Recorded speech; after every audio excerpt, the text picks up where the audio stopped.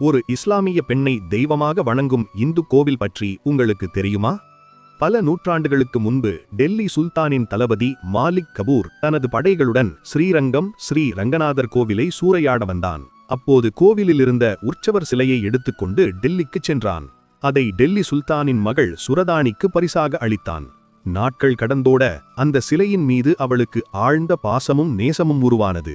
இறுதியில் அந்த சிலையின் மீது அவள் காதல் வசப்பட்டாள். ஒரு நாள் திருவரங்கத்திலிருந்து வந்த ஒரு நாட்டிய குழு டெல்லி சுல்தானை மகிழ்விக்கும் வகையில் நடனமாடினர். மகிழ்ந்த சுல்தான் அந்த உற்சவர் சிலையை அவர்களுக்கு பரிசாக அளித்தார். இதனை அறிந்த சுரதானி மிகுந்த வேதனையடைந்தாள். மகளின் வேதனையை கண்ட சுல்தான் அவளின் தலைமையிலேயே ஒரு படையை ஸ்ரீரங்கத்திற்கு அனுப்பினார். ஆனால் ஸ்ரீரங்கம் வந்த சுரதானி அந்த சிலையை எங்கும் தேடியும் காணவில்லை.